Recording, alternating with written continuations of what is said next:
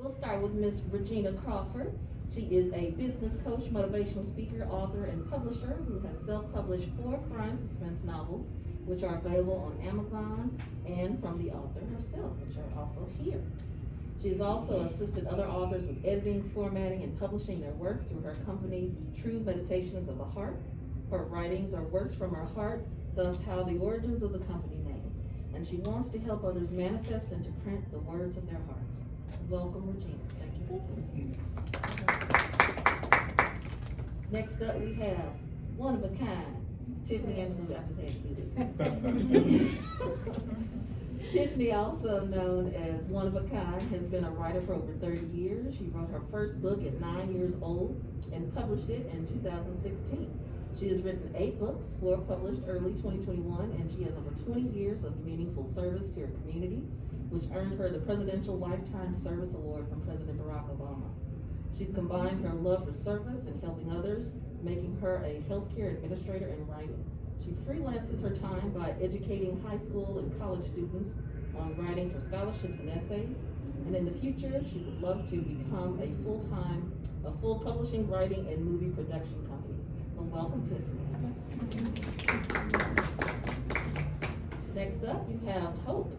Hope? How do you pronounce your name? You just say it's Oriabure Hunter. Oriabure.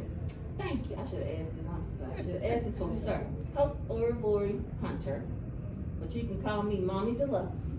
She's a mom of 4, a wife, sister, and devoted daughter. She loves talking politics, dancing to Afro beats, and cooking up a storm. She went to college and also went to work in the corporate world, and now she's a busy entrepreneur. She recently added being a book author to her list of things that she does, and she's so much more than just a mom. When her kids were little, it was really hard for her to embrace the deluxe part of her life, but now she's on a mission to help other mothers know it's okay to want more than to be a mommy. So welcome, Hope.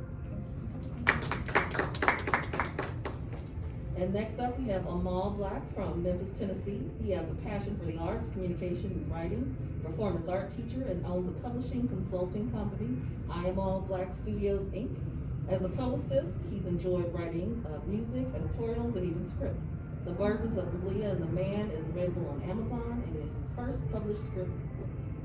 Welcome, welcome. And last but not least, we have Casey Houston. She's an entrepreneur as well as an author of urban fiction and erotica.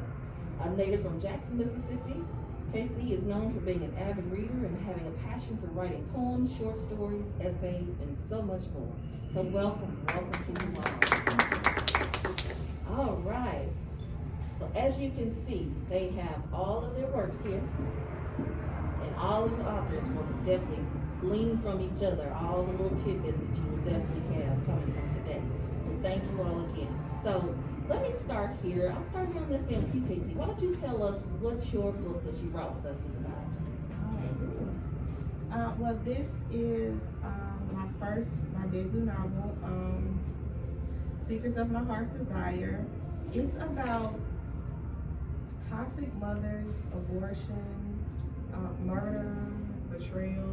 It has, of course, all of the juiciness, you know. But I definitely wanted to portray that message of toxic mothers.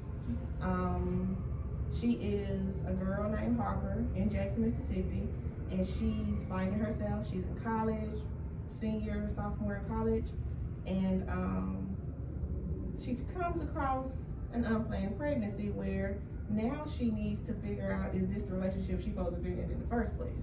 Because he's married. And so she goes about, gets an abortion, and she's struggling with just the PTSD of that, post-abortion syndrome of that. So I wanted to really hit those taboo subjects, and hopefully once, you know, you read it, you talk to your mom, your sister, your aunt, those conversations can come out. Because a lot of times we don't talk about it, but it happens. So thank you. Thank you so much. Hey, Amal, tell us a little bit about the book that you have. Yeah, okay, so The Burdens of Million and the Man is more so a story that's kind of based out of romance as well as domestic violence, and it kind of covers certain areas and nuances about romance that I think a lot of us are all at some point whatever the end of the spectrum you're on, have experience in some way. So it's not a story that just focuses on the main character, who her name's in the country would be Melia. Some people call her Malia, but at the same time, no. It's actually that's a part of it though.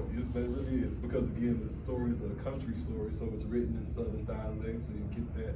But it really is just dealing with romance and those nuances that I think are relative to a lot of us who are, like I said, on any end of the spectrum, have been. Thank you. And Hope, tell us about your book you have. Okay, so the name of the book that I have is Bring the Kids, Leave the Headache. And so I own a professional event babysitting company that's here in Dallas. We were in DMV, but we paused that because of the pandemic. But a lot of times, mothers, especially with young kids who are infants to preschoolers, lose their social life because they feel they cannot take their children to grown-up events. And I myself was a single mom for a long, long time. I have 4 children. The youngest is 12 and my oldest is turning 20. And so I decided to write this guide to give parents, empower parents to be able to take their kids, but also to help professional event planners and event hosts know how to prepare for children guests. So the book is written that way, and it's a platform, I hope, that will encourage parents to say yes and not let other people tell them no, they shouldn't go to events. So. Wonderful. Tiffany, tell us about your book. Okay, I'm taking my so this book is, like she noted, her debut. It kind of just basically talks about, my mom went to prison for murder when I was 9, so I kind of talk about everything that I had to overcome, basically to get to a place of healing. So I think that's one thing that's lacking in our community. We don't get our healing and we try to move on with life. So this really kind of, and if you know, in Black families, a lot of times when you talk about what happens in the house, it has provided, I would say, healing for me and for so many, and it has allowed me to really, I started writing this book when I was like 9 or 10 years old.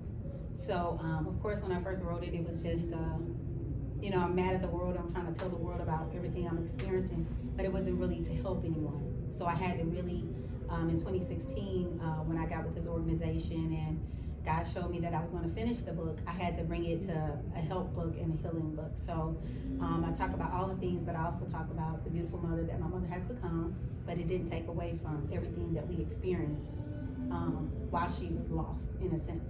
So this healing that I got from this book has provided, given me birth to all the other books that I've been able to publish. And so I'm just excited about the freedom, but it talks about the good, the bad, and the ugly.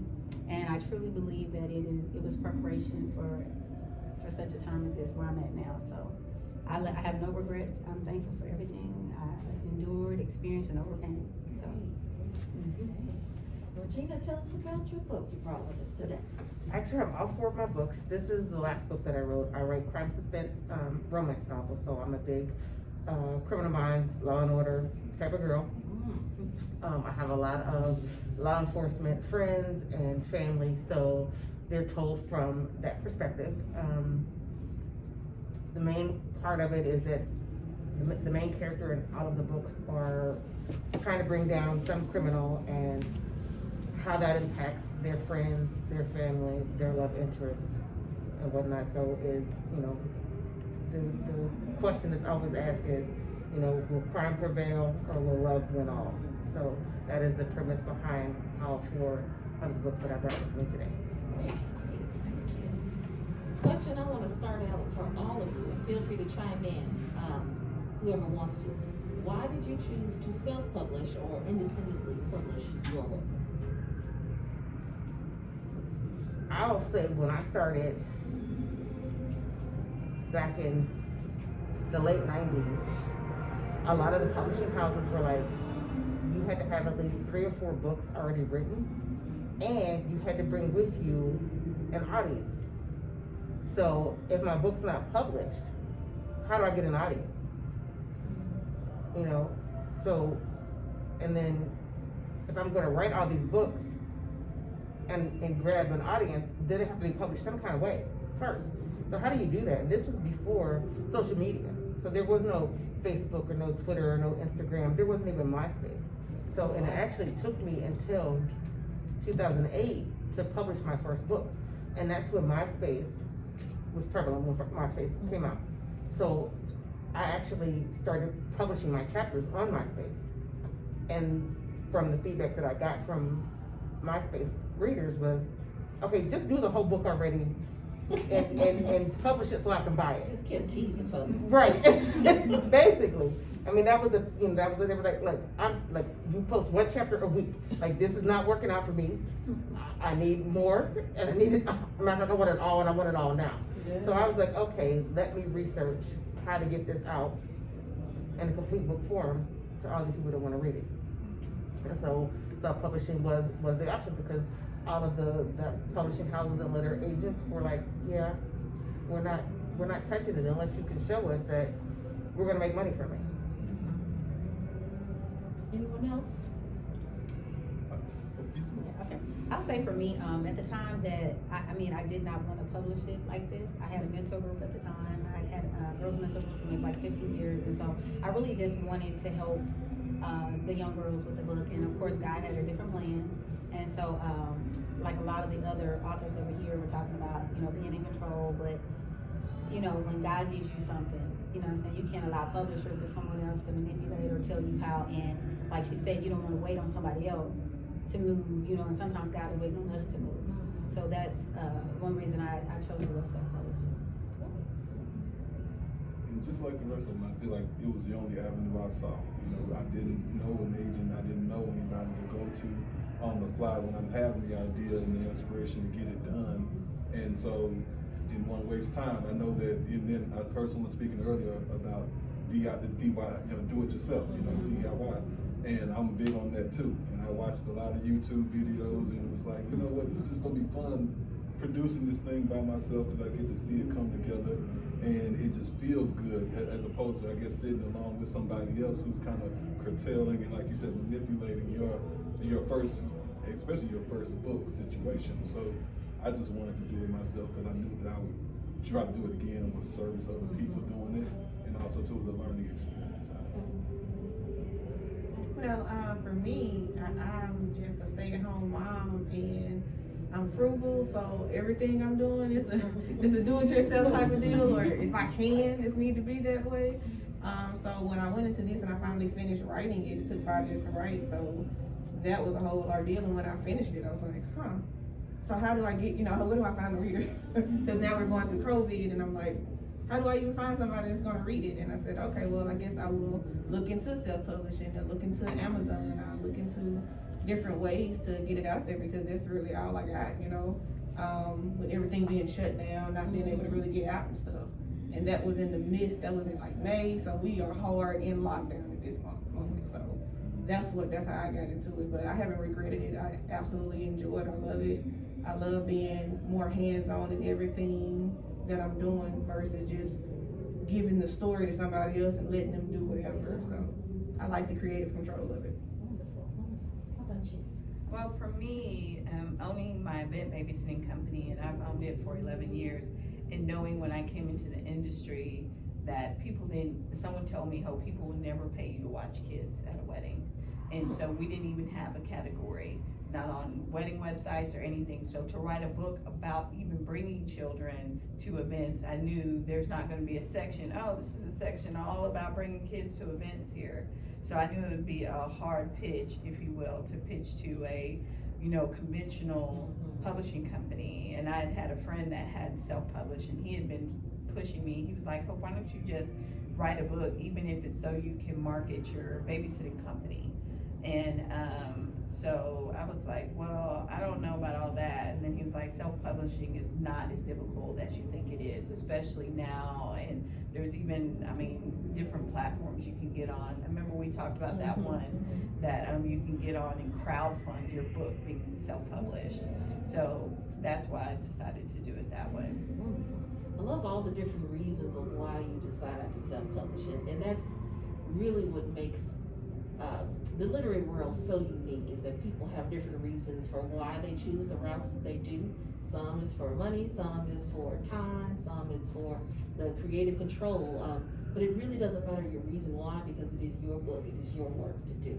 And kind of speaking of innovations and changes, COVID has definitely turned everything upside down. How have you been able to pivot and kind of change the way that you are finding people to even pick up your books? Because there's not a lot of events like this. It's took forever for us to even be in person like this. This is limited at best. But how have you, and feel free, either one of you can answer this, how have you had ways to reach out to your readers? Well, social media has always been, I mean, it's free marketing. I think then Beyonce dropped her Lemonade. I don't think she did anything. She, marketing, she dropped it right on with Instagram and all the different forms of social media. So you have that platform. So, I mean, I finished 5 books between July and December of 2020. So it did stop. It didn't stop me. So I'm just now motivated to get it all together and, market it all together. You know what I'm saying? As a long term, have more than one at a time right now. I think that if you really understand your market and who you're writing to and writing for, you don't have to create content that is explaining why people need to read it. You can market directly to them. And so, I mean, because my book is written with specific audiences in place, there's been things that we've been doing. But what I will say with COVID, because this book is about going to events and events shut down, we had to change our launching, because I didn't want anybody to be like, oh, she's saying screw CDC, let's go out, take your kids and everything else. I didn't want to do that. So we have been very strategic about how we plan to push the book out. And it's not about, before it was like, take your kids to events. Now it's when we do have events, again, this is the way that you should introduce your children, because the reality is they have lost their birthday parties, they have lost their sports seasons, they have lost their friends, things they would have done with their friends. So they should equally be allowed to go to adult events and be able to enjoy family too. So I think the way we put that positive spin on there is that this is something you're gonna wanna do, because everybody's gonna eventually wanna get together when it's safe for us to do so. Anyone have any other ideas you want to share? I know I've actually done live readings on Facebook and on Zoom. So I belong to a bunch of different entrepreneurial groups and business groups on Facebook. So I'm like, okay, I'm gonna do a live reading on Saturday night out of such and such a book. Come join me. So that has been a way, because they can't see it, they can't touch it. And I said earlier, I'm a touchy-feely kind of person. So you can't read the back cover, you can't see it. So if I sit there and I read a couple chapters out of it, and I'm gonna start somewhere in the middle, because you're gonna be like, well, what happened before that? And what's happening after that? So it's, it's that teaser to get people like, I need to know what's really going on in the story. So that has increased my readers and myself by just doing live readings on Facebook, so people can hear what the contents of the books are. That is definitely smart. That's I know I mentioned earlier the last interviews was, it's more than just the book that you're writing. You are the book. You are the voice and the face of your book and your brand and messaging. And sometimes when people write books, they want to know the author. They want to hear if you're kind of sort of like who you're writing about. Do you pull some of that from your life or not? And so that's really a good idea. Are any of you in any of book clubs or author groups online or anything like that? Absolutely. Great. So I do have some questions for each of you specifically. Let's start with Miss ReGina. Okay.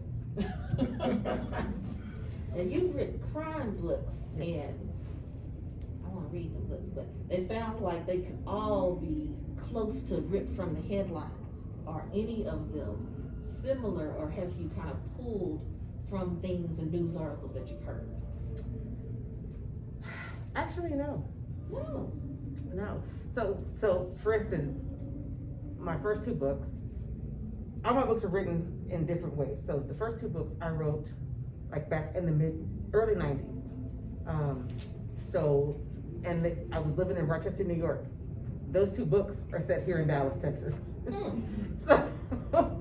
So it wasn't like I had never lived here. I had come to visit but I liked the scenery and stuff of Dallas, so that's why the books were set here. The third book was part of a contest that Harlequin was doing one year. And so they gave you guidelines for each section, each phase of the contest. So the first 3 chapters, they told you what had to be in them, then the next 3 chapters. And I made it through the first 3 rounds, but I never won the contest. But I got intrigued by the book and the characters, so I finished it. This particular book here, I didn't even know this girl. She was a cameo in books 2 and 3.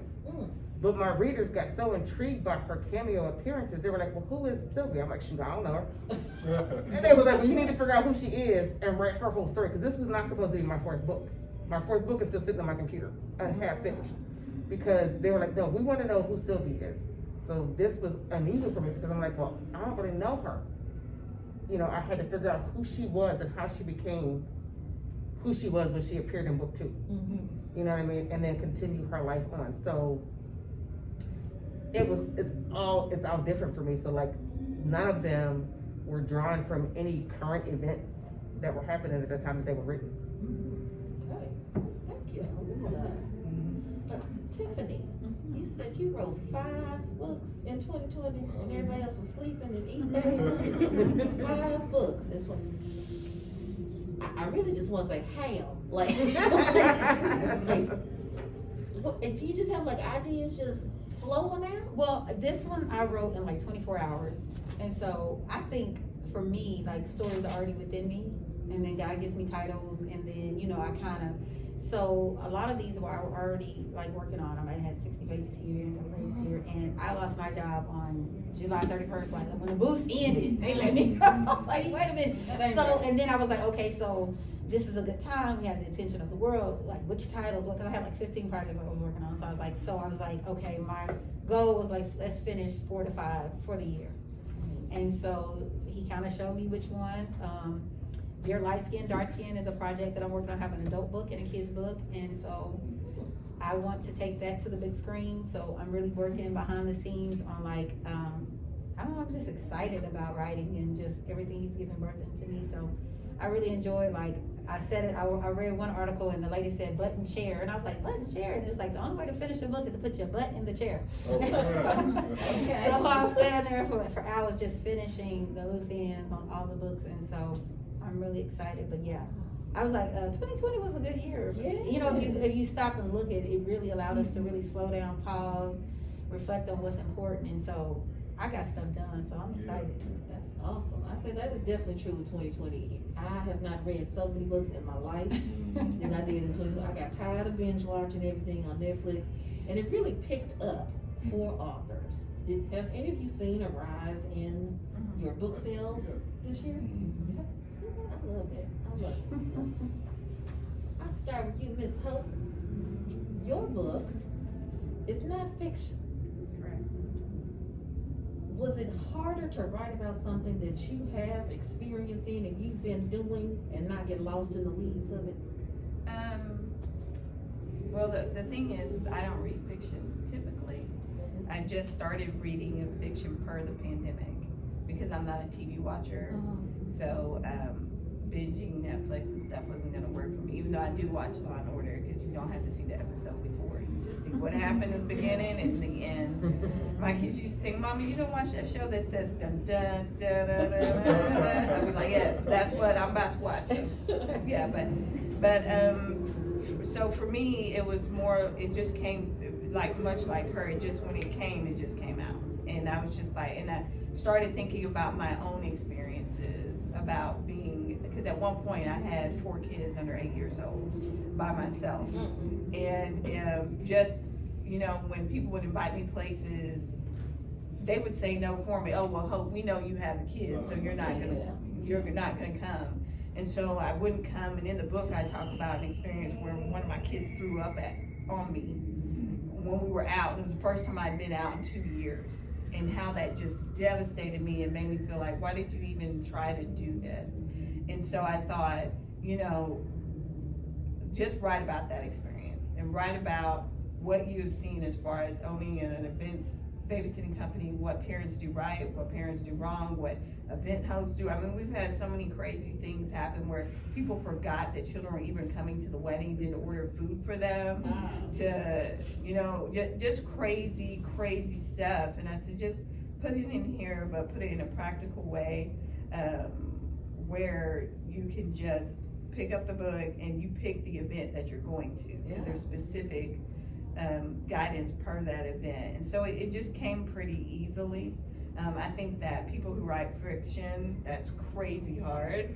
I think this is just it's so straightforward for me, just to be like, okay, this is this and that. And I think that a lot of people also don't understand how much money is in guidebooks and reference and being able to sell, like, not to say you can't sell fiction in bulk, but guidance books you can sell in bulk. Like, I worked for IBM for a number of years.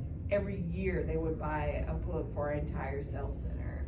And there was like 3,000 people working there. And they're buying a book for every person. Right. So you kind of blend biography and guidance all into one. I think that's what kind of makes you very a little. Yeah. I didn't talk about baby daddies, just. I know, Yeah, right? that's another book. Yeah, I ain't getting that one.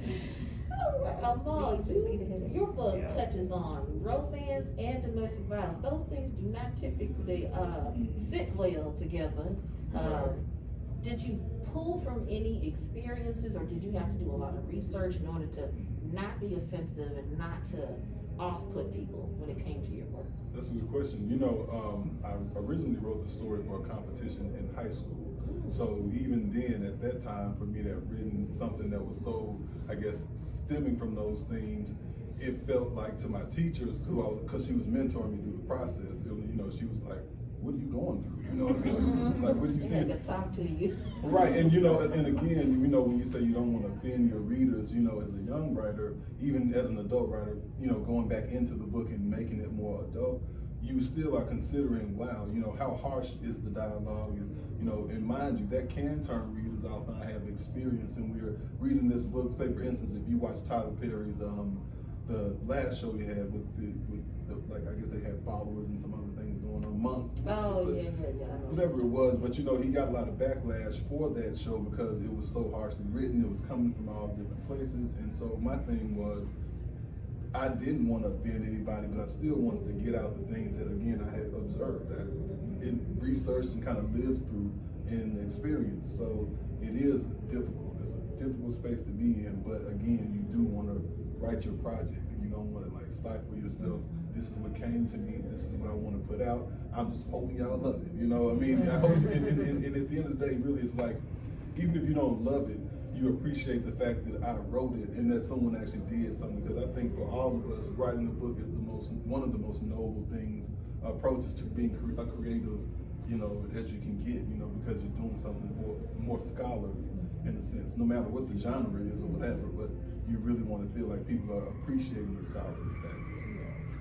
I like how you put that, because writing in itself is definitely a craft, and not everyone is a scholar or a writer, but everyone has a story that they can tell.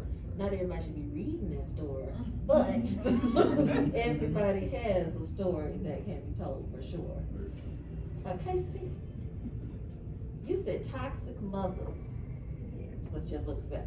Yeah. I don't know why all the mothers and all the Lifetime movie pictures showed up in my head. Of all those mothers, great. Was it hard to really find a mom to input into the book? Because there's a lot of examples of toxic moms. Actually, no, it was not. It wasn't. With where I grew up and what I seen, you know, a lot of times you go through certain things and you attract those friends.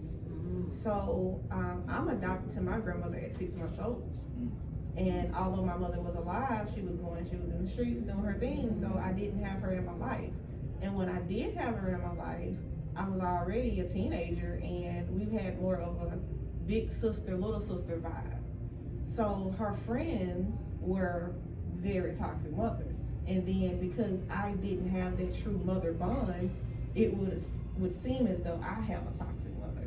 And now I'm attracting all of these other girls in my life who do have toxic mothers in their lives. And so I'm seeing it from different points of view. I'm seeing it from different sides of the fence. I understand the mother's view, I understand the daughter's view, the sister's view, and I'm like, oh man, y'all, you know, I hate this for all of us.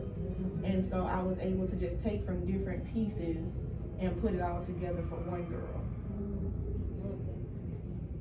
I have a question for each of you. Probably more so for our fiction writers. You have your own character. I think that you is character development, really trying to make sure a character has depth that a reader wants to follow. They want to figure out who is this person, what happened to them. How do you figure out, or how do you get to that point of creating a character that is big and stands on its own? My characters talk to me, so I just, you know, it's funny, like I said, because my books were written different ways.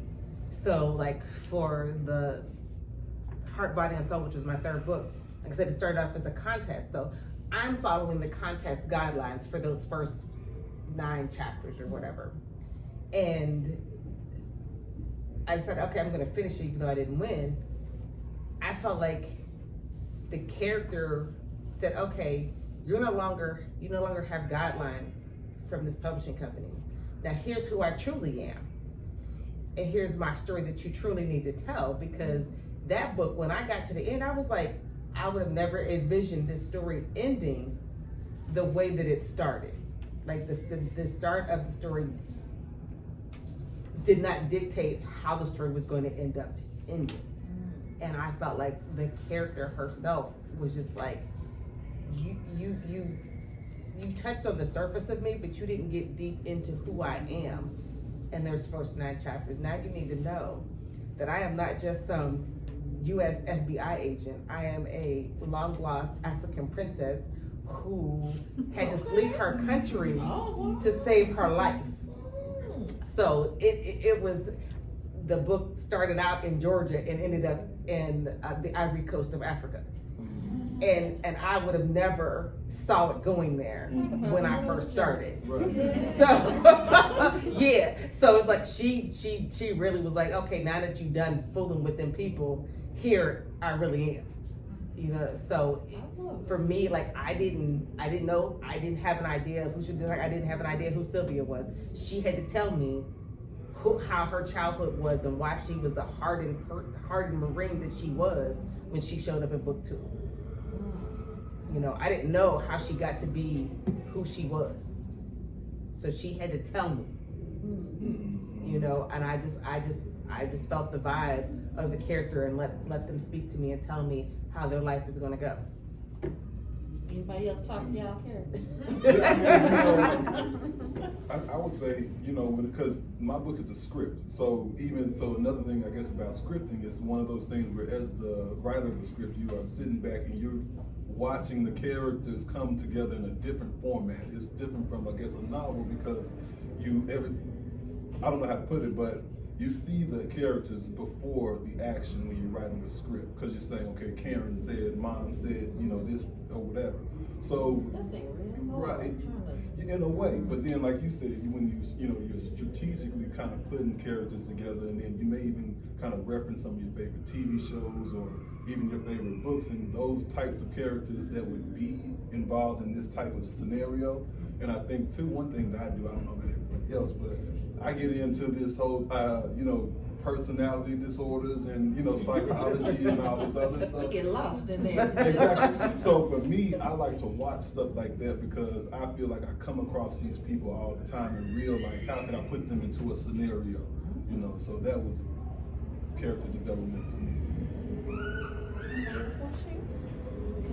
Well, I always use my sister got me a bracelet that says, be careful how you do it out there, you end up in a book. Because all my stuff is authentic, I'm bold, I'm transparent, and like you said, I try not to be offensive, and I always try to find a creative twist with it, but my stuff is always Yeah. It's always, you know, authentic and, you know, and both, you know, my personal experiences, and then, you know, because they're more like help books, you know, the Christian God, the healing and all that. So I try to take my situations and situations like in my book, Church Hurts. Everybody's experienced the church hurt. You know what I mean? And even before they closed down the church, you know, they were talking about so many young people why they're leaving the church.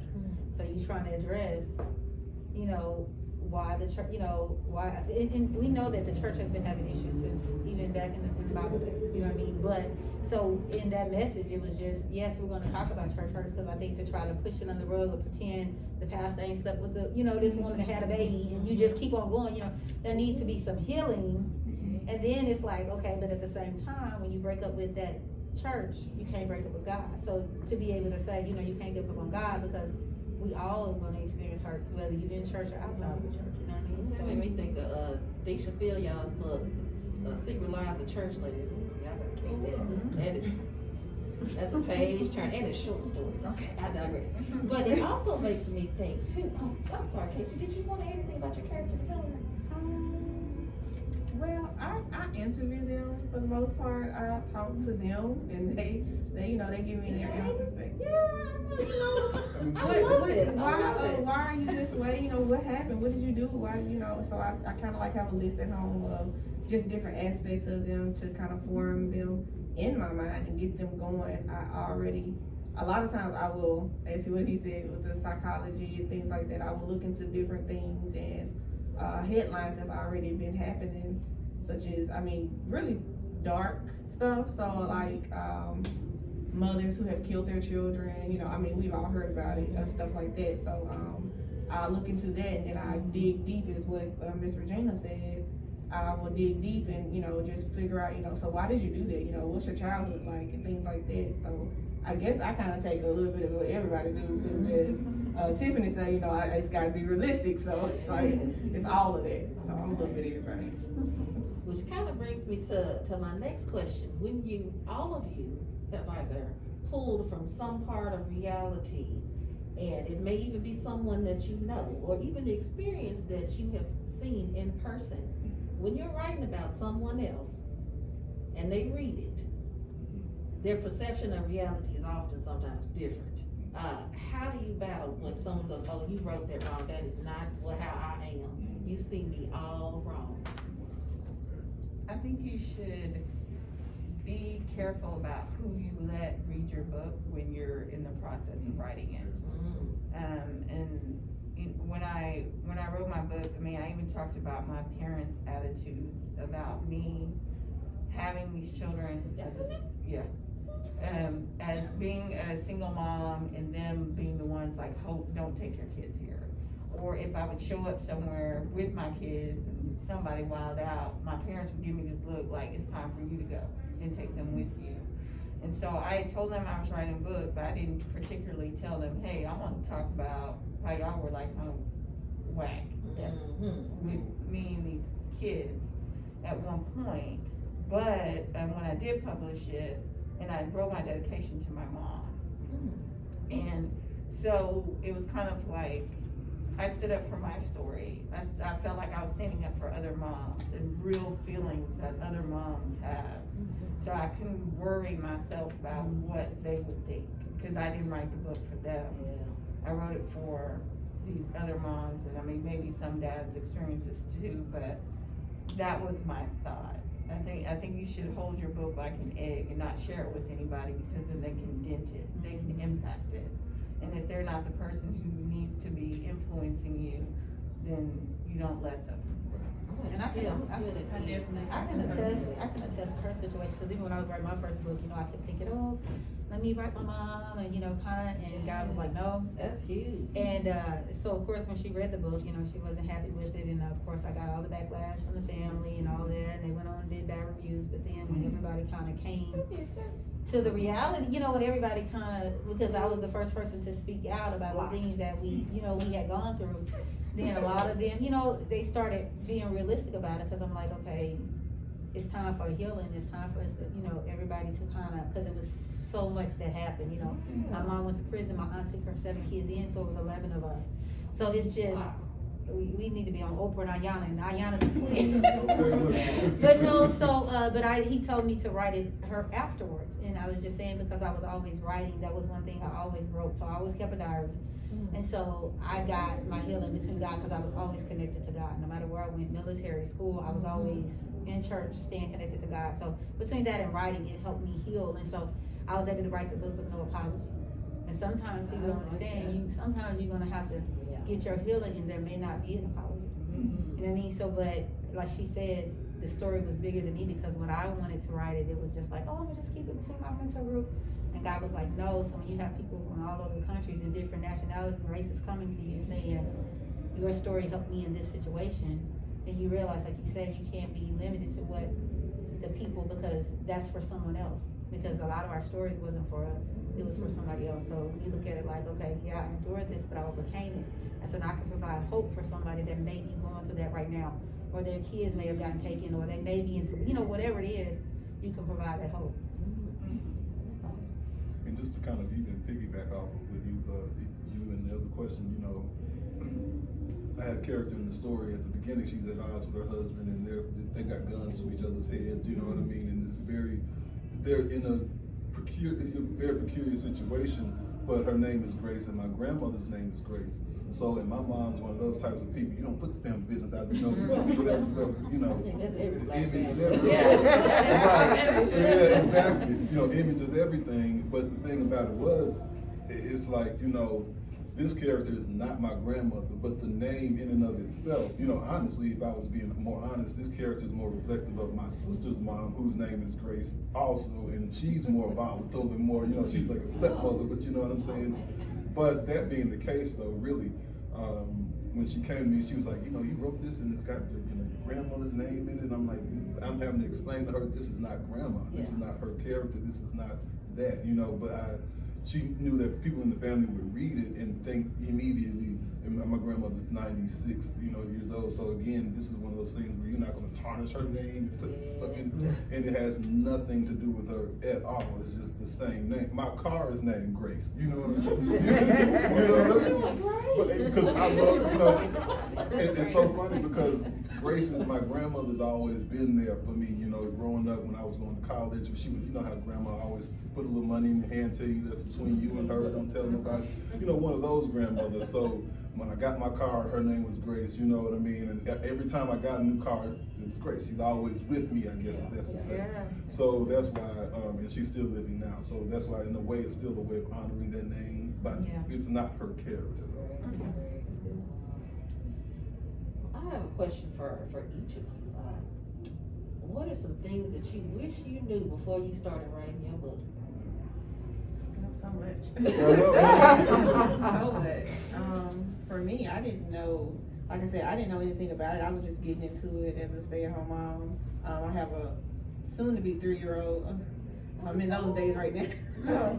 And in that moment when I was writing, he was like 1 or 2 when I really just started to finish it on up and really like, hold on, I'm getting to the end of this thing. Now it's time to really knock it on out. And so I've been back and forth, of course, in motherhood and stuff like that. And I actually got to the point where I was like, okay, great, I'm gonna publish it. I had figured out I was gonna self-publish. I'm like, great, I'm gonna self-publish, right? I need a book cover. And then I was like, okay, well, I do like to do graphic design, so I decided to give it a try at making my own design. And I liked it, so I was like, oh, just go with it. I like it. It is what it is. And I've gotten some great feedback from it. Oh, this is great. You shouldn't change it, this and that. And I mean, that was one thing I would have loved to know. And formatting. Formatting. Oh my goodness. Would have loved to know about formatting. So those 2 things. Great. Anybody else has some tips? I think for me, like you said, when you're the writer, you are the book almost. And I know when it came to everyone who touched my book was a mom, and that was very important to me. And so when I had picked the girl who drew the picture on the front of my book, she is a mom, and she's pregnant with her 4th child, and she'll have 4 under 4. Oh, cool. She has this baby in March. So she's who the book was written for. And but she's Caucasian. And when she drew the cover and she sent it to me, all the characters on the front were white. And she said to me, she said, Hope, I can change the skin tone if you would like to change the skin tone.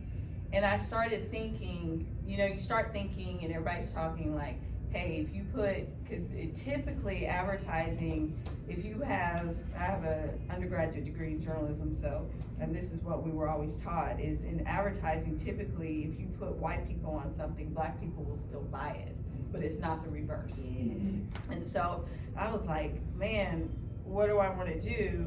And then I started thinking way too deep about it. I was like, would she have asked me that question if I was white? She would have just left it white just to assume. And then I started thinking, you know, I think that especially with parenting books and the parenting genre, when you're a black writer, because I have some other projects, we're all working on projects, right? Projects I'm working on, when you're black and you're writing about parenting, everybody wants to put you in this box. You're writing about the black parenting experience. Yeah. And the reality is that black people have taken care of white people's children for a very, very, very long time. And we're more so the experts at it, if I can be so bold as to say it. And so I was like, it was just this back and forth about this cover. Do we have dark people? Do we do like where you can't tell what they are? You know, what do we do? And someone had told me, they were like, don't make the mother dark skinned on the cover. Do a lighter mom and have a mix of dark and light kids. And so obviously I'm dark, so I was like, what? You know, I'm an authority on this. Why can't someone that is dark like me be on the cover? And so I made the decision that it will never be common unless we make it common for black people to be on covers of magazines and books and whatever else that are not specific to black people in our experience. And so that's why we did what we did, but it was so much back and forth thinking, what do I want to do with this cover, the type fonts. I mean, there's just so much stuff. I mean, in my phone, I probably have this book cover in pieces 26 times. You know, just like, okay, do I want to do this color? Do I want to do that? I mean, we went through I want to say we probably went through 10 different versions of this cover with different colored black people. Before I was like, okay, you know, and my mom is dark skinned black, so. But that was a decision. That was a very intentional decision to do that.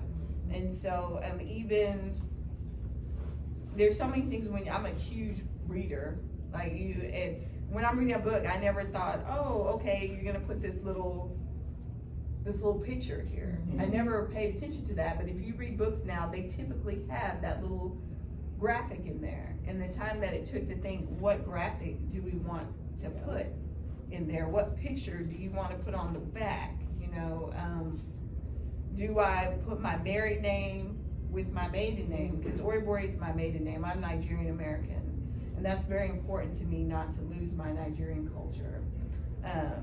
And so I was like, but, you know, and I'm newly married too. I've only been married, like, I think we've been married 2 years. So I'm like, what? But you know, what if this doesn't work out? Do I want to put this boy's name on my book? You know what I'm saying? You know what I'm saying? I was just like, because I've been married before, it didn't work out. But so I was like, but it's just all these things you're not anticipating. I almost felt like, at one point I felt like writing the book was the easiest part. Because it just came so naturally. It was all this extra stuff. Because, I mean, most people look at a cover of a book and be like, I think I'll read that. Yeah. I mean, I've done it. We've all done it. We can't lie to each other ourselves. And I was like, so I think that was something I had never anticipated, how much thought goes into a cover. If anyone reads Brian Washington, that's out of Houston, he just wrote his first novel, and he also, saw a book talk with him and the girl who wrote Such an Age. I can't remember what her name is. Read. Yes, she interviewed him. She's bad too.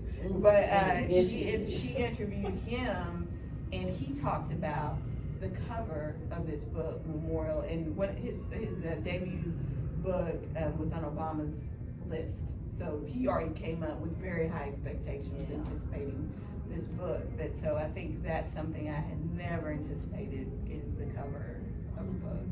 It's good you mentioned the cover being so key, because that is the first thing that the readers see. They are going to see the cover, they're going to read the summary. If the summary doesn't catch them, the cover sometimes will. Something we've seen grow a lot here recently is a blend of art and reading and music all together. There are book clubs for everything. There are book clubs for romance, for urban fiction, for science fiction. I mean, you name it. Have you ever kind of collaborated with artists on the book covers, or for any of the illustrations, or any of your works in particular? I guess this is coming from a songwriting standpoint, and okay, so I've written songs with different artists and stuff like that, and it's a different format and it's a different approach to writing than versus writing a book. However, you know, again, my book being a script is one of those situations where I'm like, I want to write music for this book just in case Tyler Perry decides to come. You know, already got a soundtrack for your book? right. What? You know, I really wanted to, because part of my thing was I was an artist before I started writing the book, but I knew that I liked doing all of it. And at some point, it all falls under the same umbrella. You can all utilize it for the same process. So, like, for instance, having a website that promotes the book, but then having that theme song that goes along with your book, you know, and I thought that was pretty cool and important, and unique even, to have a theme song for your book. What's your theme song? It was, the theme song is called Love and Romance. And, you know, it's one of those things in situations where it's not really all about the book, it's still about just life in general, but it just sounds just like the tone of it goes along with the tone of the book. So I think as an author, you know, it's pretty cool to kind of, like I said, have a theme song, like a show, like, you know, when Girlfriends comes on. I know back in the day a lot of people watched that, and you get a tune now. Exactly. So, right, I wanted just to create something that would allow people to kind of instantly think of the story when they heard the song, or vice versa. Okay. Have any of you collaborated with any other artists? Yes, actually, same artist designed all 4 of my book covers. I hired him to do them, and when I was writing the book cover was the last thing on my mind. But I knew this artist, so, and I think my experience might be a little different. So before I published my first book, I was an entertainment journalist with a newspaper. So I interviewed like tons of people in all genres. So I had an editor at my paper that helped me with editing and things of that nature. So my experience was different. So, and I'm also a poet. So this particular guy is a poet, but he's also a graphic artist. So I just said, like, look, I want to hire you to do my book covers. And he's like, well, what do you want them to look like? I'm like, I don't know. That's your job. This is what I'm gonna do for you. I'm gonna give you a synopsis of the book, and you figure out the cover. You whatever words I've written on this paper, conjure up in your mind. You design that cover. You know, and we'll go from there. Now I have to say, for the first cover, we went back and forth for like 5 or 6 times. I don't think it was until book 3, I think book 3, Heart, Body, and Soul, the first cover he sent to me was the cover we went with. Same thing with Snake Chasers. Like by that time, we had gotten to know each other and what we were expecting. And so books 3 and 4, the first cover, he said, I'm like, you nailed it the first time. You know, so I felt like it was important to develop that relationship with somebody, like being I was going to write multiple books, that we get to know each other so that designing the cover came easy for both of us. Like, I know what to give you, you know what to give me back. I love that, establishing a relationship with the people you're working with, and that's definitely key with writing. And you have editors, you have all these people who, if you don't do it all yourself, you have people who have their hands touching your baby, your work. There has to be some synergy in making sure that everyone's on the same page. So I love how each of you have that. And I want to add, because I use the same person on mine, and she's an author too. But most of mine God gives me like everything. Like even with this, every freckle on my face, like literally I had to go out and find what I saw in my dream. I'm like, no, that ain't the right blue. No, that ain't the font. No, that's not what he showed me. And then my daughter the artist did the illustration of the front and the back. But I always basically send her everything. Like I already know exactly, you know, but like she said, the cover, it was just like, what red? Red, blue, red, orange, red. I'm like, what? Just red. So then it was just a question with that. But most of my stuff, he gives me from the titles to, you know, what, as I'm writing or as I'm doing stuff, then I get, you know, the vision. 'Cause my first editor, she was like, why the shoes on the feet? You know, the shoes on the front of the book, why don't you put your face? But my daughters had did this photo shoot maybe 5 years before, and it says, am I my sister's keeper? But God just was like, you know, the whole significance of him washing the disciples' feet and never forgetting where you come from. So that was just important to me because that's what he told me. So I was like, no, keep the feet. And then once I told her behind, you know, the behind story, it's like, okay, that makes sense. I just want to be in y'all's head for a day. Just running through. I see I'm fighting crime, I'm going to jail, I'm falling in love, all of this. I love it. Then I'm going to a wedding with my babies. Y'all Love it, love it.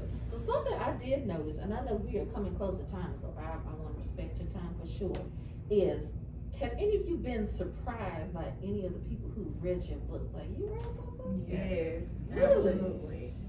For me, I didn't go into it thinking anybody would love it or anything. I just was like, I just hope somebody likes it and just, you know, kind of can relate to the message or at least understand the message that I'm trying to portray in it. And the first people, my husband, he took the book to work with him. He was my biggest fan, or number one fan, whatever. It's supposed to be. And so he's reading the book, and he has co-workers looking like, what you reading? And then they're reading, they love it. And so I'm like, oh, somebody wanted to buy it. So that was the first sales right there, and I was excited on that. It's like, oh my goodness. But then it got picked up for a book club, Black Moms of Dallas. Yeah. That's what the group was. And they picked it up for the book club. And when it came back around for the month review, I was like, okay. All right, what they gonna say? This entire time, I'm just like on the edge of my seat wondering what the reviews are gonna be. And they absolutely loved it. They just completely adored it, absolutely understood it. They were talking about this like we were talking about a friend girl, and I was like, girl, can you believe it? It was so crazy on the book club meeting on Zoom. So I was like, oh my goodness. And it just made me want to cry because these people loved it and really understood it too. So it gave everything I was given. It gave the entertainment, it gave the message, and you know, it was a perfect little cake, and I was so happy they liked it. I like that. Oh, others of you? I've had coworkers, and it's funny, I have one coworker who was a religious reader, and then another coworker, and he starts talking to me, and he's giving me these names, and I'm going, wait, those are characters in my book. And she's asking me like, well, what is so-and-so doing now? And I'm like, we don't have a Quentin that works here. And he was like, you know, Quentin and Quentin. I'm like, wait, when did you start reading the book? I wrote, he was like, well, it was on Michelle's desk and I was bored, so I started reading it. He was like, and then she told me that it was actually you.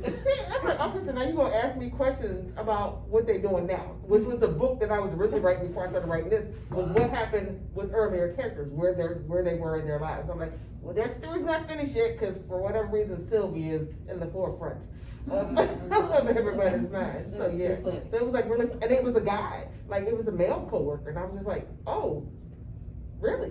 A male Vietnamese character, a coworker at that, and he got really intrigued by the characters. Well, look at that. What about you? I think for me, it was when I started getting the text of people taking pictures holding my book. Like, hey, your book came in today. I'm like, you ordered my book? You don't even have children. What? What are you, you know? And it was just like a support thing. But I think one of the things that made me just really break through is two things happened. My former mother-in-law texted me, and she was like, Hope, I'm so proud of you.